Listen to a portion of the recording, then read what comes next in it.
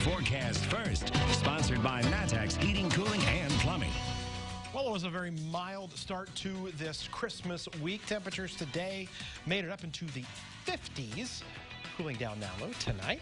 Clouds beginning to build in a little bit as temperatures now have dipped back down into the upper 30s in Champaign. 41 still in Effingham and 42 in Springfield. If you thought today was warm, the next 3 days will be even warmer, believe it or not. If you're heading out about tonight, though, as we look at the live Neal Street camera, temperatures back down to the mid-30s by around 11 p.m. We will talk just how warm things are going to get for your Christmas Day forecast coming up. WCIA 3 News starts right now. Now from WCIA 3 News. We only have, right now, just one pair of pants. A boy lost his mother and sister in a fire. How his neighbors came together to help him this Christmas. An officer was laid to rest in central Illinois. Why officers from around the country came to say a final farewell. I am not to carry full term. That would be considered high risk. So she took to Facebook to find a surrogate. How that led her to an old friend and 2 new babies. You're watching your local news leader. This is WCIA 3 News at 6. She's going to be missed very much. And so will her daughter. Family and loved ones are grieving after 2 people were killed in a weekend fire. Good evening. I'm Mark Maxwell. And I'm Jennifer Jensen. Paul and Jennifer are off tonight. This fire happened on Sherwood Court near Sherwood Terrace in Champaign on Saturday. Leslie Gill and Kijana Edwards died. Gill's boyfriend says he's still in shock about what happened. WCIA 3's Courtney Bunting joins us now. Courtney, what started this fire?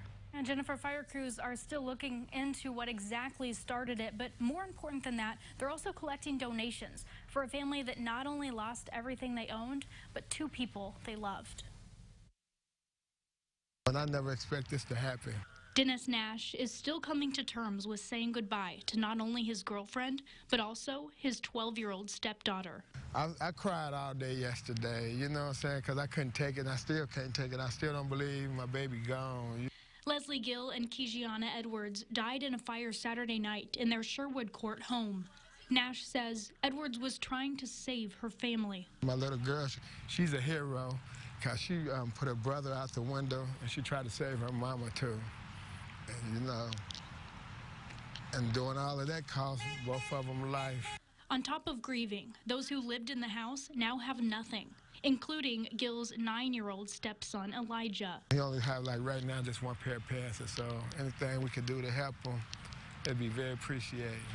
People throughout the area want to change that. They're collecting clothes and gifts to give to the family. Obviously, what happened to the family is devastating.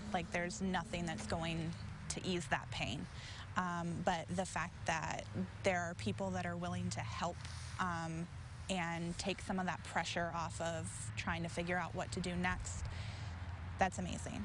Nash says although it won't bring their family members back, they're grateful for anything people donate. All the help we could get, to take care of the family, to be thankful. But I know they're up there with the angels right now, God looking after them. An investigator spent today looking through pictures of the fire to find out exactly what the cause was. Jennifer. Courtney, thank you. If you want to donate, Gill's 9-year-old stepson loved basketball. He's a size 8 in boys' clothes and wears a 5 or 6 shoe. His family says he lost all of his clothes except the ones he was wearing. The fire department is still collecting donations at the fire department headquarters on South Randolph. For more information, go to our website, WCIA.com.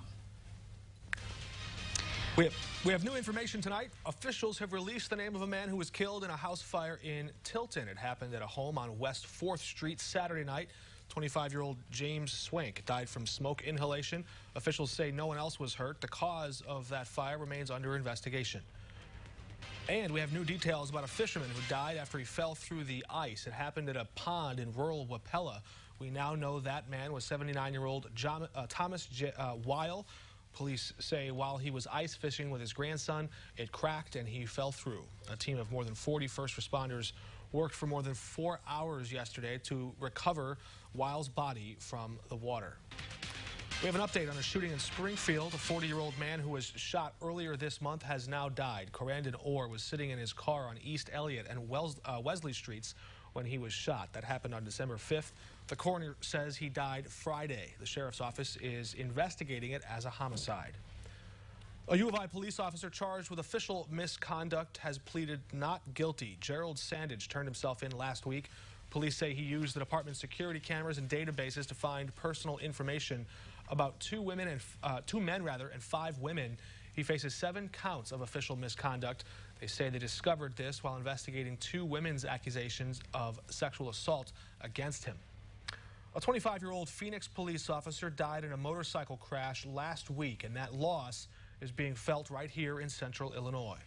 Officer Blake Newman was a Clinton native. He joined the Phoenix police force shortly after his service in the Marines. WCIA 3's Karina Rubio is with us now. Karina, how long had he been an officer? Jennifer, Officer Newman had just joined the Phoenix Police Department a little over a year and a half ago in June 2018. They say he had that go-getter attitude and showed so much promise.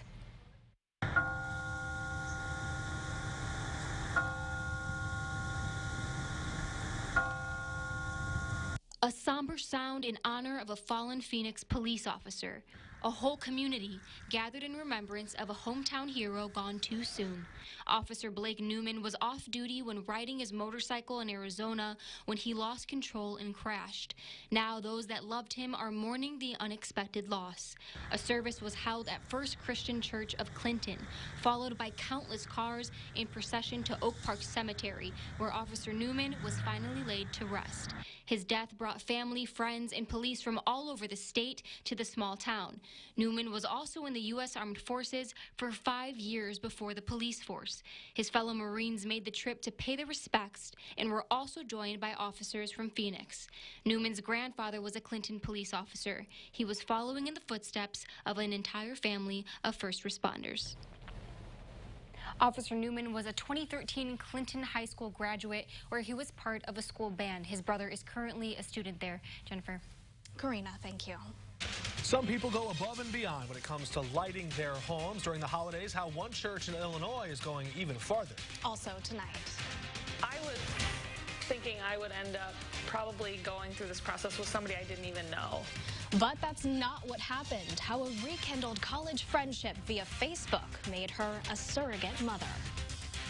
And a very mild night once again here across central Illinois. As we look at the Roofing Dog on that Bratcher weather camera. How about a recap of today's incredible numbers? 27 and 54, doubling the morning start to a temperature 20 degrees above normal. More of that to come. We'll look at that Christmas Day forecast. But there is some rain and snow showing up on the 7-day. I'll share it with you next.